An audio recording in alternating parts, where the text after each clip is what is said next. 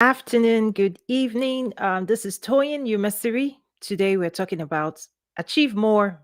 It's more of a challenge, actually. It's like, do you want to achieve more success in life and business, right?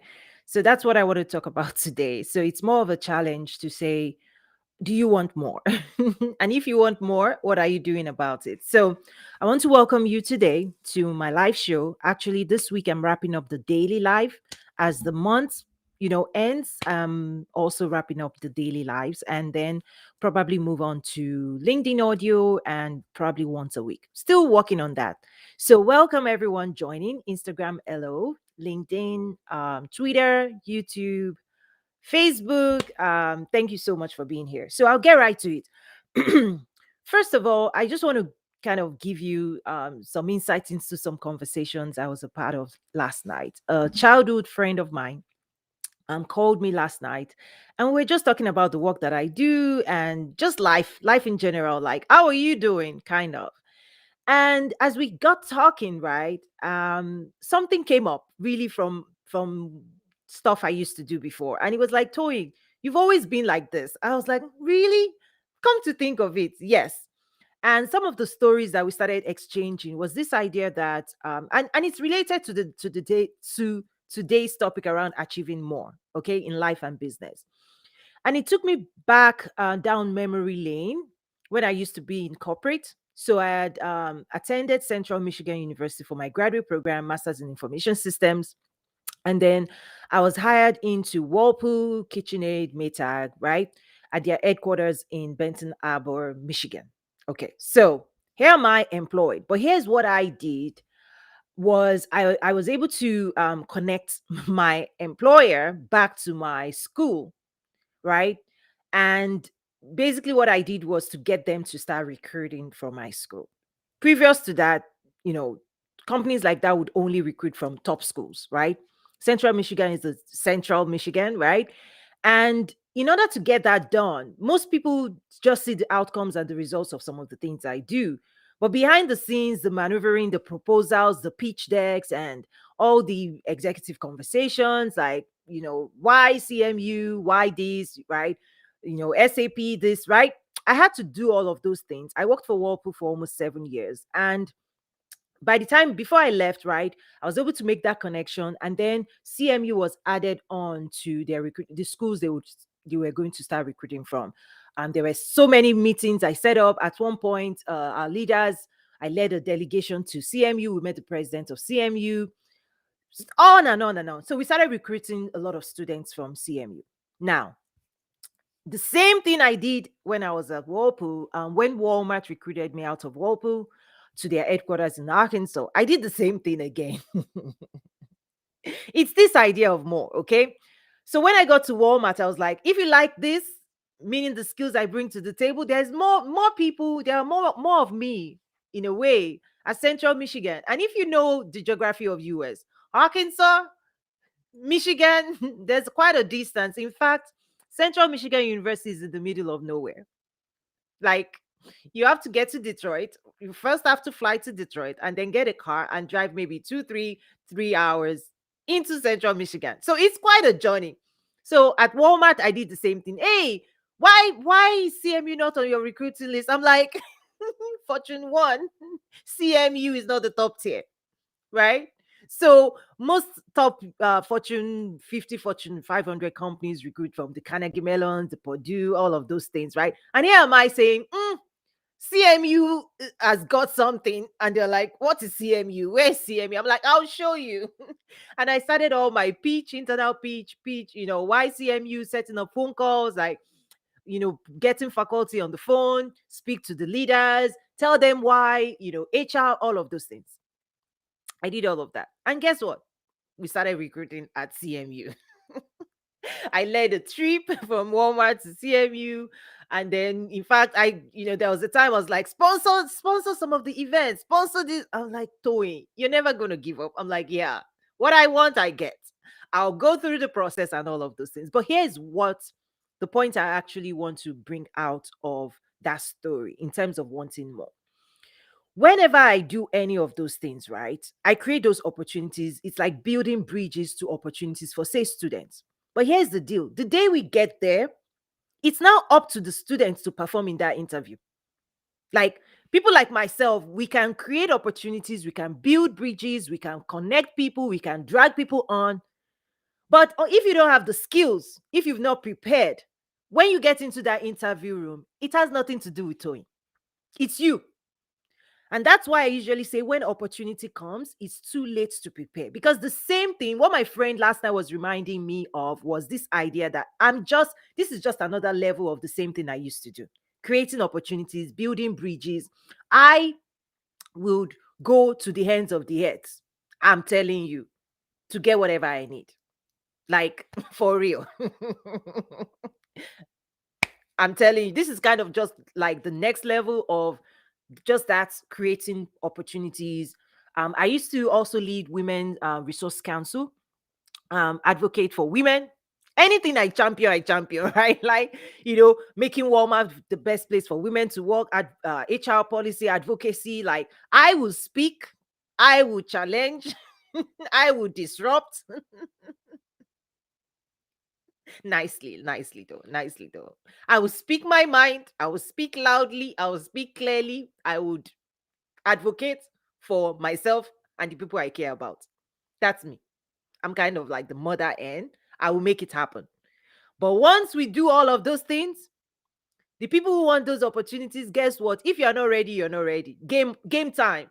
When it's game time, when the executives come in, when the recruiters come in, when the HRs come in, and the students like, you're out. Where's your resume? Boom. If it's not on point, nobody will do that work for you. Right? Nobody would do that preparatory work for you. You have to prepare. You have to get the skills. People like myself, I keep saying it's just the same thing. When I talk about international trade, entrepreneurship, all of those things, I have people all over the world, from executives to government, saying, Towing, we're on standby. Whatever you need, we're here for you. I'm like, let's go train these people first. From the CEO of Walmart, they'll say, Toy, we want to, you know what we need, right? We know what, our standards, know what we need. Like, my buyers will take a look, right? But our standards. And I happen to have been one of those people, right, that helped design some of the global sourcing implementation projects. So I know the questions they ask. And I'm going like, hold on a minute. Let's go train the people that will take advantage of this opportunity. So anyway, that's just what I wanted to open this today's conversation with, is this idea of more. Do you want more? Because out here, I see comfort. And I wrote an article today, and the first quote I put out there is that if you don't want more, right, you can't achieve more. Nobody can achieve more for you, right? Even if the bridge is right there, even if people like me create the opportunities, even if we drag government officials, we bring executives, we bring buyers, we bring investors into the room, which is what I do. If you're not ready, you're not ready. If you've not prepared, you're not prepared. If your product is not on point, it's not on point. If your project pitch deck is not aligned, it's not aligned. If you cannot communicate, I can't help you. You see my point? So there is work on all sides. There is work to be done on all sides. People like myself, I'm fierce. I will go. I will do what I need to do for my community and the people I care about. I've always been that way, which was another conversation we talked about yesterday. I used to be an ed girl. It's long story. Like, my friend literally just took me down memory lane yesterday. So I was like, okay, you're inspiring what I'm going to share tomorrow. That was what I told him. So anyway, I also said that successful people always want more. Like it's just it's just how it is. Successful people want more. Because once you unlock your inner potential, and then you understand that the only thing standing between you and what you want, or what you say you want, is your mindset, and you are the only person between you and success. Like, it's not them, it's not they, it's not out there, it's you, right? Then at that point, successful people, what they do is they activate their internal potential, and they're like, whoa, the more I can invest in myself, the more I can grow myself, the more I can work on my mindset, the more I can achieve. So if you want more, you have to become more, because the marketplace is about value exchange. Okay. So the other quote I put here is that so mindset can keep you bound or set you free. How we think, mindset, okay, can keep people bound or set them free. And I did a play on words here. It's almost poetic. So let me go through it, okay? I said, your current reality, you know, is shaped by your mindset. And your mindset is shaped by what you believe. Okay, go with me a little bit. Your reality, our reality, current reality is based by what shaped by your mindset. And that mindset is largely shaped by what you believe. And what you believe is influenced by what you heard or what you speak. It's all about words, right? What you heard and what you speak, what you believe comes out of that. That's why for Christians, right, you have to go to the right church so that it can help your faith. Okay, so that people are speaking good things to you and you're speaking good things to yourself. And what you speak is driven by what you know. And what you know is determined by what your thoughts. So what are you teaching yourself? That's where I landed. Let me read that again, just in case, right? Sometimes when I write, I think I've talked about this. When I write, I try to condense a lot of stuff into simple words. But when I speak, I want to expound, like I want to explain what I mean. So mindset will keep you bound or set you free. The reality, what we're experiencing today, what you're experiencing today, when you look around you, the world around you is largely shaped. That's what I'm saying is shaped by mindset. Your mindset created the reality, right? Is that the job you pursued, the opportunities that you're going after or that you have right now or that you're enjoying right now or not enjoying is based on mindset. And that mindset is based on what you believe about yourselves. Because the moment you can believe more, trust me, you go for more. The moment you can, you in your mind, you know within yourself that you can go for more, that there are more opportunities for you out there, you will go for more. But until it enters your consciousness, like God said, like eyes have not seen, yeah, it hasn't entered the mind of man what he has planned. The moment there's a new idea in your mind, a new sense of possibility, and when that idea flashes in your mind, and then in your heart you believe you can lay hold of it, what else? But here's the thing: some people have the ideas, but then something clicks in that says it's not for them. Oh, I can't have it. I don't have this. I don't have that. So I can't have this. And guess what? They kill those ideas. No, but you did that to yourself. Nobody did that. All in the factory of your mind. Your mind is the factory. Your mind is the productive capacity that creates your life. Okay? And what you believe is influenced by what you hear and what you speak. And that is why you will not find me in certain spaces. And I always tell people, hmm, you control where you immerse yourself.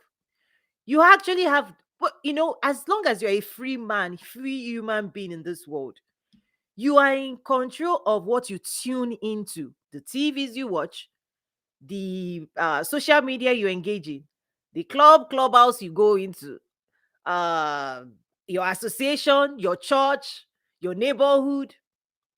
As long as you're a free human being, you control it. And if you stay in places that don't enrich you or lift you up or inspire you to get more or challenge you to fly, whose fault is that? Now, I do understand where people will say, oh, but this, but that, my community, I get it. I understand. But I'm still saying, if you if you're enrolled in my class, you will hear me say this. And I have a class coming up next tomorrow, Saturday.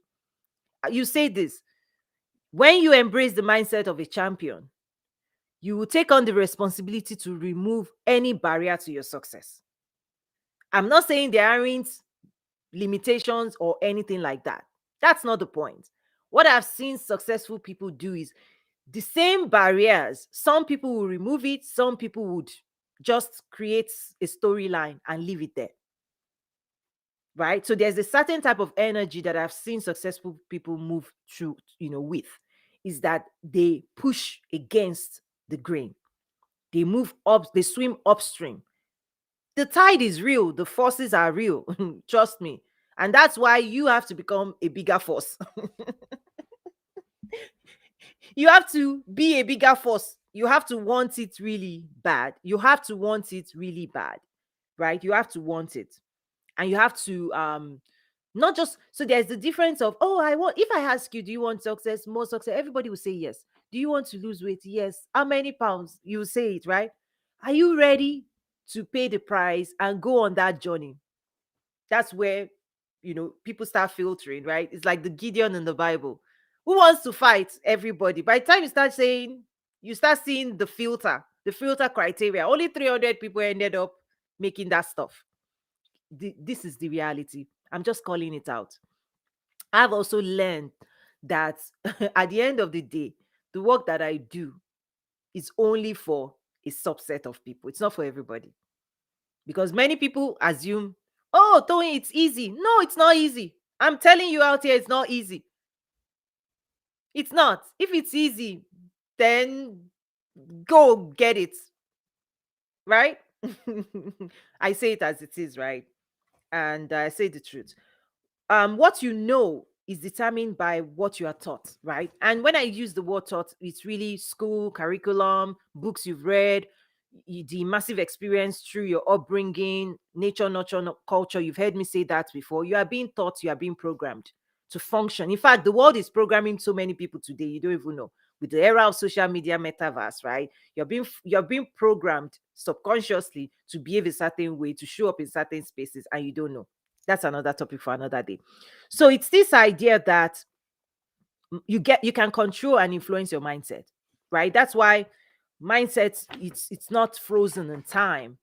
If you want more, you become more. And how you become more is, I broke it down to what are you teaching yourself every day, right? It's not just, right, there's the structured academic system where you go to school 4 years, 5 years, 6 years, and you're out. But there's a particular type of learning that is for life. In fact, the world we're living in today, right? We all were not prepared for this, right? No school, whatever school you went for years ago, depending on generation, whatever, baby boomer, whatever you are, were you prepared for social media and the metaverse? No. So we are all in school now. We are all learning the new digital skills to communicate with the world. The world is available, right? For those who get the skill set and know how to use all this technology. In fact, I'm like a kid in the sandbox because almost every day, just today, I opened my inbox. Stripe was like, we've done this, new features every day, new technology features. I'm like, you know what? It's never been easier to do certain things anymore because the competition between the technology companies is forcing people to release, it's forcing them to release features, new products that people like myself will totally take advantage of, right? Okay. So basically, again, I talked about wanting more in life, achieving more in life, and saying that if you don't desire it, not just wanting it, but desire enough, like the desire pushes you to take action, right? There are some desires that will not take you to make you take action. So, for example, do you want ice cream? Yeah, if somebody brings it to me, that's not right. If somebody brings it to me, what if somebody brings it to you? Do you want it enough to get dressed and leave your house and go get it? In fact, that's what I just shared now is what I've been looking to describe what I've been experiencing or seeing in people. Do you want success? Yes, if the government gives it to me. Do you want promotion? Yes, if my boss gives it to me. Okay. Do you want a job? Yes, if HR. Ah, okay, still, whose job is it to bring you that ice cream? I've also shared this story about If you're 6 months old, if you have a 6-month-old baby, the 6-month-old baby is not responsible for themselves. The parents will say, oh, feed me, I'm hungry. We will feed you. If you're 5-year-old, I will tell you, go and bring your plate. I will still serve you, but you take a little bit I'm pushing the responsibility little by little on you, okay? 9-year-old, go and serve yourself. Take the plate, take the spoon, scoop, right? I'll push more responsibility on you. If you're 14, I will tell you, go and make spaghetti. Even me, I will eat. Right? You make the food, I will eat the spaghetti too. 19-year-old, have you gotten a job? Wait, let's show me that money. I will spend your money. Like, I've been feeding you since when you were born at 19. Stop feeding me. It's about time. That money you are making, pay up, buy some groceries. Okay? And then when you are 24, carry your go. Even maybe 19, go and feed yourself and your family. You are no more my responsibility. Right? But there's another level that of success you get to where it's no longer about you. You start thinking about the village, right? You are now looking for opportunities that will empower your community. And part of the conversation I was having with my friend yesterday is this idea of, wow, the legacy of our parents. Like, who is taking on more?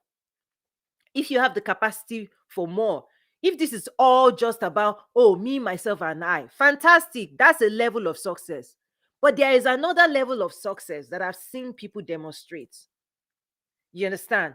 Where the livelihoods of other people is going to come from your work.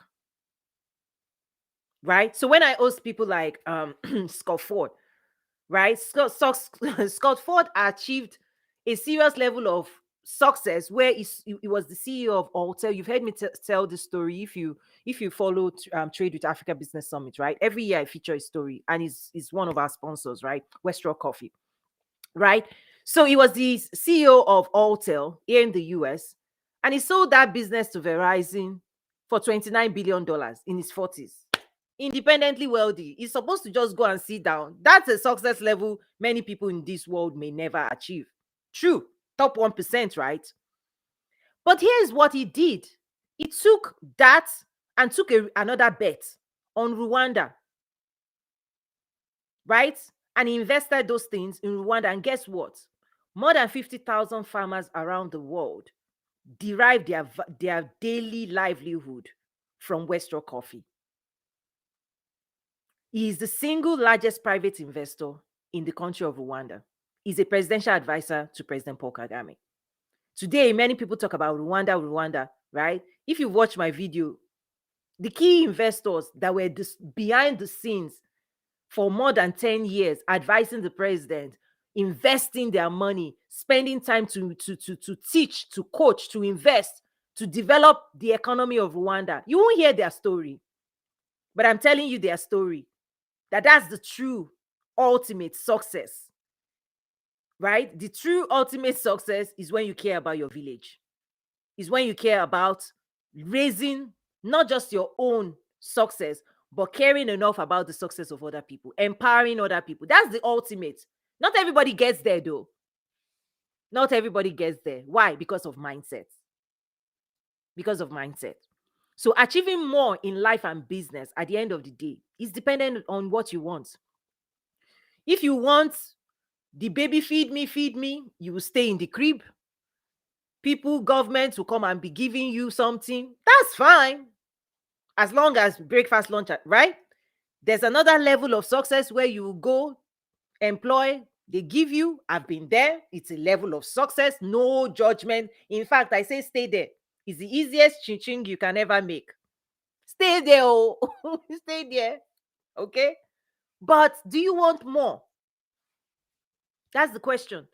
Like I said, someone like myself, just like I shared at the beginning of, creating bridges and platforms where my previous employers were going to my university to recruit. Like, after I left the schools, I did not need to do all of that.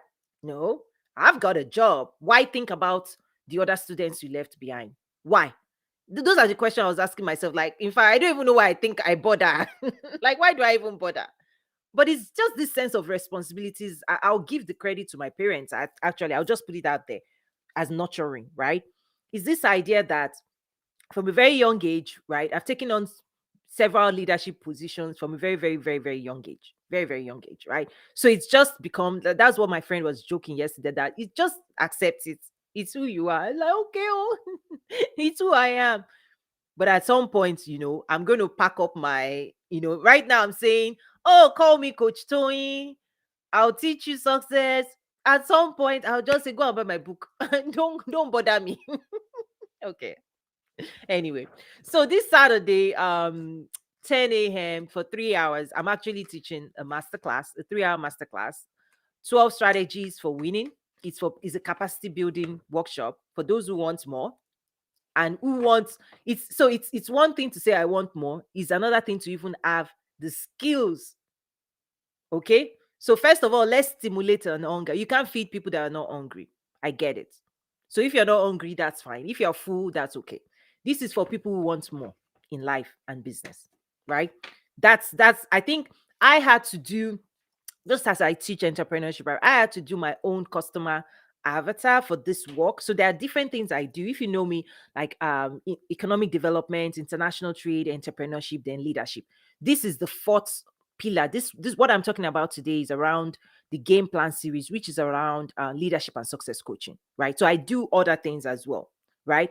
But I had to ask myself, these 12 strategies for winning that you've put together, what type of people was this created for? Who needs it? And my conclusion is, if you are satisfied, this is not for you, because it's going to challenge you, right? It's a mindset coaching. You will not remain the same person again. So if you like who you are and you like where you are, don't come. I'm honest, right? Unless you want to be disrupted, right? Because the way I teach forces people, I challenge people to rethink, because mindset again is based on what you believe. So part of what I do is put a mirror. You say you want this, but you believe this about yourself. Are you even aware? It's about awareness and perception. What you believe about yourself, what you believe about the world, right, influences the opportunities you can take part in.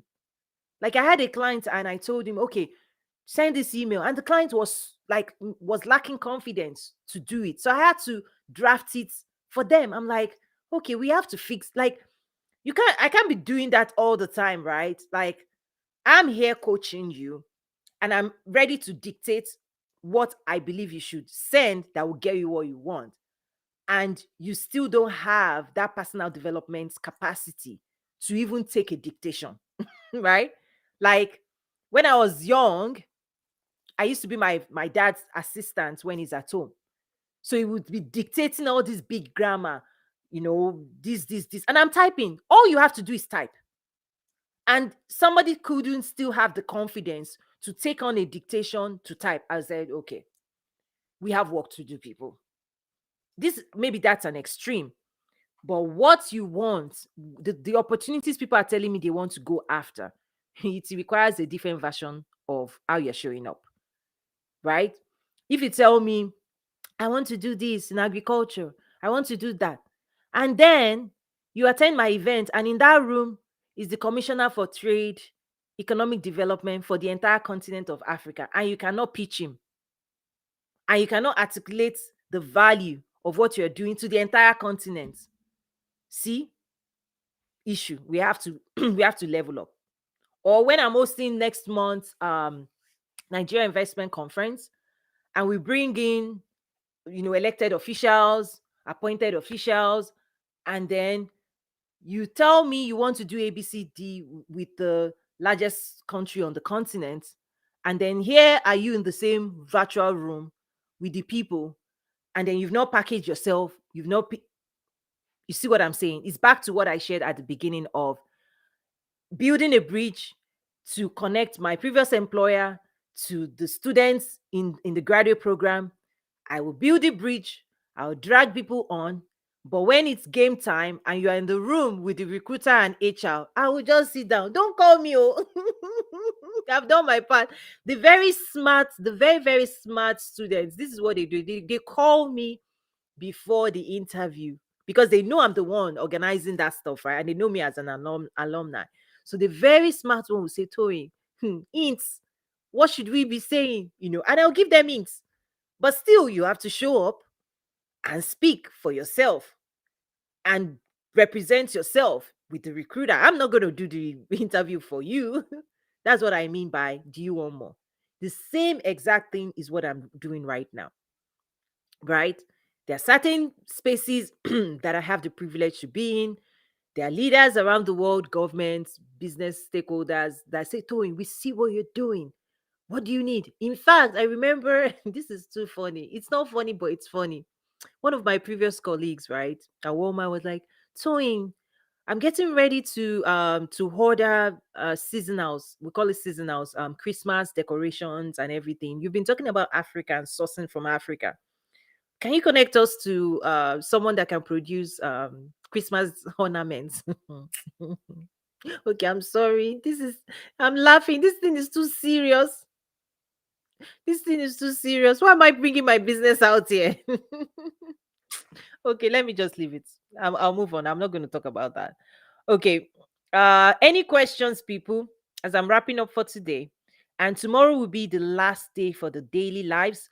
I launched the daily lives really to help people jumpstart, starting the new year with the right mindset, right? So if you've missed any of my lives, please go to YouTube. Head over to my YouTube channel, search for Toyin Umesiri or Coach Toyin Umesiri Nazari CEO, and there's a bunch of resources, right? That's my gift to you. You want more? We have membership. I have programs like this Saturday. For those who want more, there's a level of capacity we need to invest and build with people. Because here's the thing, I'm sitting at certain spaces where there's top down activities on policies and all of those things. So those opportunities are coming down. For those who may remember, in 2019, I was already talking about AFCFTA. At my invitation, the team that actually implemented, that was in charge of putting it together, they came to Chicago to educate us, right? I gave them the award of Champion of Trade back 2019, before anybody was even talking about AFCFTA, the African Continental Free Trade Agreement. Why? Because by virtue of the work that I do, I have insights into what's coming, right? And at that time, with Afrexim Bank, I had gone to Cairo, Egypt. I was like, this is a game changer, not just for Africa, but for diaspora and the world. People, nobody is even talking about it. The Western media is not talking about it. Even I remember going to Bloomberg. I'm going to put Bloomberg on the spot right now, here in Chicago. For them to cover that story, they were telling me, oh, we don't cover it in Chicago. You have to go to South Africa. Only the Bloomberg in South Africa covers South Africa's African story. I was like, that's the problem. That's the issue. Western media. If you are here in the US, it's like all of the things I'm talking about. It's happening. If you're not in the room, you're not in the room. If you're not in my event, you're not in my event. If you're not in my membership, you assume nothing is happening and you start saying things on headline. Oh, Africa is this. Again, remember what I said. Mindset. Mindset is, it will keep you bound or set you free. And your mindset is shaped by your reality, is shaped by your mindset. The mindset is shaped by what you believe. So, what do you believe about yourself and Africa? Whatever you believe is working for you. You believe there's nothing, there's nothing. You believe there's more, there is more. Whatever you, honestly, that's life. Because the people who believe there are opportunities, they are pursuing opportunities. The people that believe there's nothing, there's nothing. What you believe is what you get. Just like the Bible talked about, the spies. What you believe is what you get, right? And what you believe is influenced by what you hear and what you speak. What have you heard about Africa? What have you heard about yourself? What have you heard about people who look like you and I? If that is influencing you, let it keep influencing you, right? What are you speaking, right? And what you heard and what you're speaking about yourself and your nation and your community, right, is determined by what you know. So I know better. So I'm speaking differently because I know without a shadow of doubt, because of the rooms I'm in and the conversations I get pulled into. So I know better. So I'm doing better. When you know better, you do better. You don't know, you don't know. You can't, it's based on what you know. And what you know is based on what you were taught. Somebody is teaching you something subconsciously or consciously. Somebody is making you believe certain things about yourself and the world. Disrupt that thing. You have to disrupt it. You have to disrupt it. So anyway, um I also wrote so why did I develop this program, this particular one, the game plan series, right? And on Saturday I'm hosting it. The recording, right? Like it's Saturday. If you want more, sign up. But what I wrote here is that for many years, so I'm reading an article I just released today. So if you're subscribed to my newsletter, you would have received it. And if not, please head over to my LinkedIn profile, you see it there. So many come to me, come to us, right? With a laundry list of what they want. Hear me.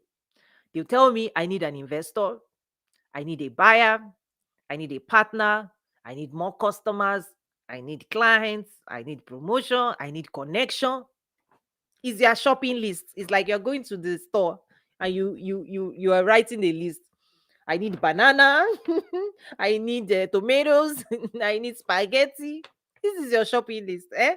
People come to me with their shopping list. But here's the key. If you go to Walmart or any store and you take a shopping list and you don't carry your money, the value, it's a value exchange. Life is about value exchange. To get those things you need, the question you should be asking is, what am I going to pay? And that pay is not necessarily cash. So hear me well. When I say value, okay, you are seeking value. I need an investor. What does an investor do for you? I need a buyer. The buyer will give you money and buy from you, right? I need a partner. The partner will help you get something. That's what you need. The question is, what do those people, what do they need? Right? If you need a car and you go to a car dealership, you're not driving away from that car. I need a car, so bring your money now. We too, we need your money. So whenever people are approaching investor, I coach them, right? But let me just be funny here. Today is it's not a coaching session. I'm just trying to engage and live and just have fun. Really, I'm having fun with this topic. Okay, so I need an investor. You've not asked, what does the investor need? When the investor start telling you, I want 20% of your company, people will be cringing. I'm like, you didn't ask to get what I want from the investor. What am I going to give? You like people. Can you walk into a store and just take their banana and leave without paying? No, there's a price tag. There's a price tag. Even for me, you want some of Nazaru? There's look at the price tag. The incredible thing is that you understand this concept when you desire consumables and luxury. You are not going to go to Louis Vuitton and say, I like that bag. Oh. And you're not going to go give me that bag. So why do people do this stuff? That's my question. I've not cracked the code though. Why do people think they can approach someone like myself and say, I need a buyer, or I need an investor, I need a partner, and they think somebody would just like, here you go, nice, we'll feed you, and then, like, where is that coming from? That's why when I talk about I teach entrepreneurship is embrace the mindset of an entrepreneur. An entrepreneur thinks differently. It's about value exchange. Whenever you need something, the question you should be asking is, what am I going to exchange in value for what I need or what I want?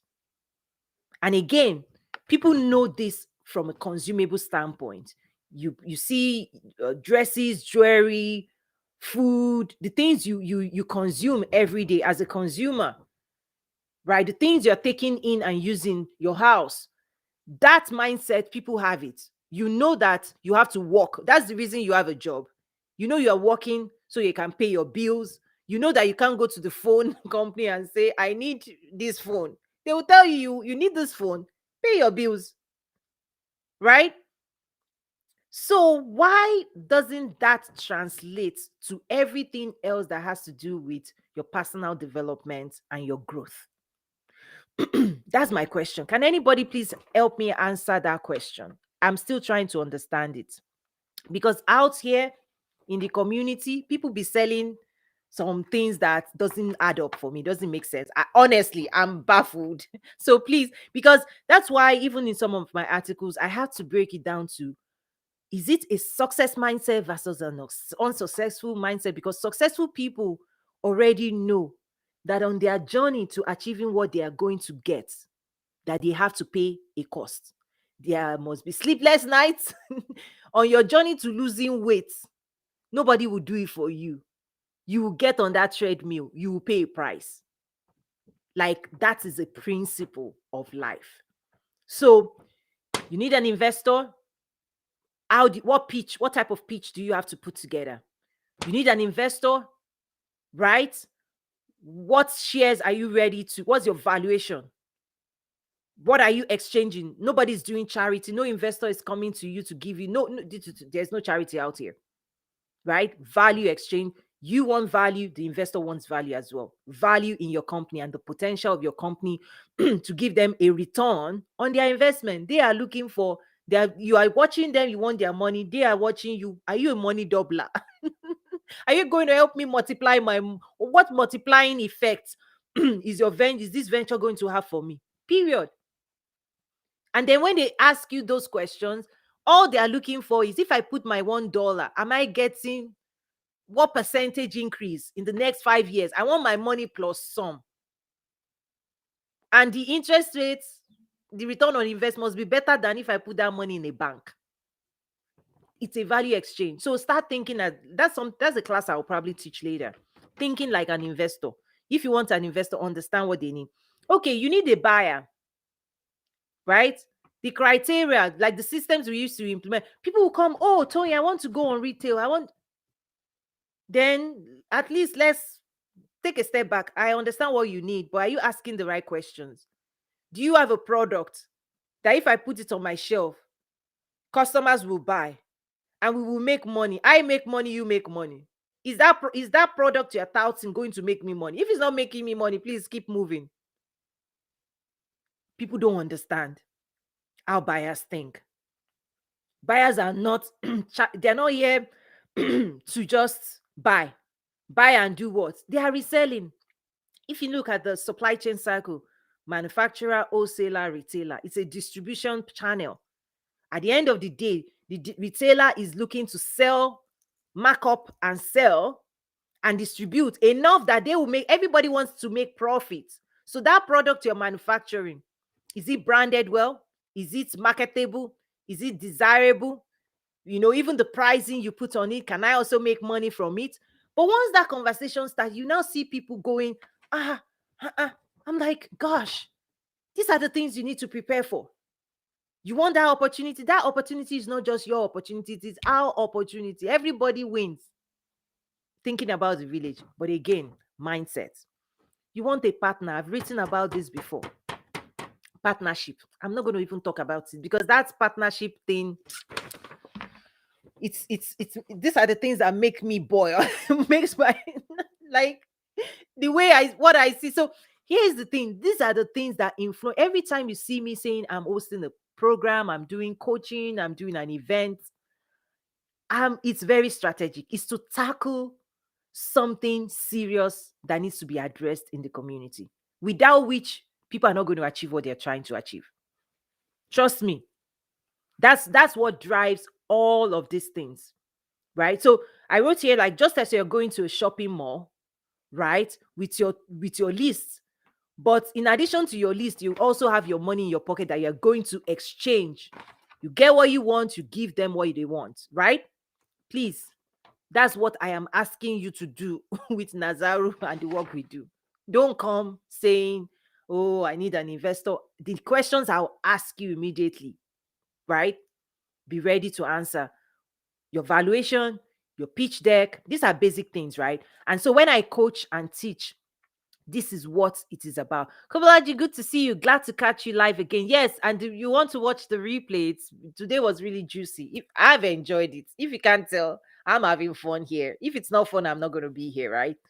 I just have to be I just have to be careful what I that's my own thing. I have to be careful what I say because my words carry certain weight, right? Because I play some incredible sensitive roles. So bear with me. So if you want to subscribe to my membership, I have courses, export courses, trade and investment facilitation. If you want to understand like foreign aid versus foreign trade, if you want to educate yourself again, if you want to increase your knowledge about global opportunities, entrepreneurship opportunities, how to design your business, all of those things. That's what I teach and coach, right? At the end of the day, for me, it's about building bridges and guiding people to make sure that you can cross the bridge to get your opportunities. Or in a way, I like to joke, it's also like a ladder. I'm throwing you a ladder. You want this or an elevator, right? It's that just in a joking way.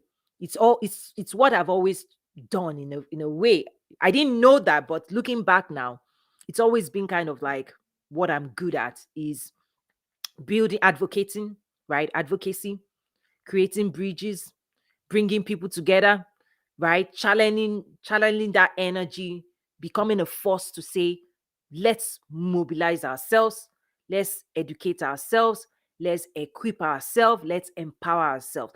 The true empowerment, okay, comes from knowledge and skill.